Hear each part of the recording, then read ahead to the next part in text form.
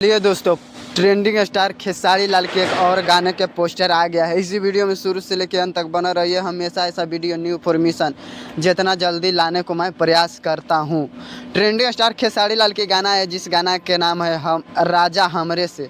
राजा हमरे से गाना तो बवाल और धमाल भोजपुरी इंडस्ट्री में मचा के रख दिया। बात करें कि कब आएगा ये गाना, रिलीज डेट दिया गया है, सब कुछ दिया गया है। आप लोग देख सकते हैं कि गाना के रिलीज डेट दिया गया है। ये गाना 9 तारीख के सुबह 7-6 बजे की में करीब में आ जाएगा। ये गाना तो धमाल और बवाल भोजपुरी इंडस्ट्री में मचा के रख देते हैं।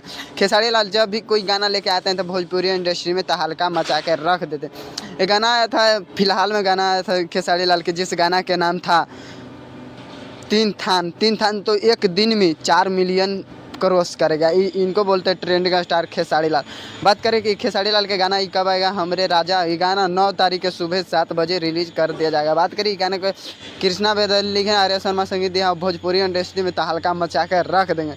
9 तारीख के प्रयास करिए, 9 तारीख तक खेसारी लाल के फिर तबाही होगा 5 तारीख जैसा, और भोजपुरी इंडस्ट्री में तहलका मचा कर रख देगा। हम हमेशा ऐसा वीडियो न्यू इन्फॉर्मेशन आप लोगों तक लाने के लिए मैं प्रयास करता हूँ। पूरा वीडियो देखने के लिए आप लोगों को धन्यवाद।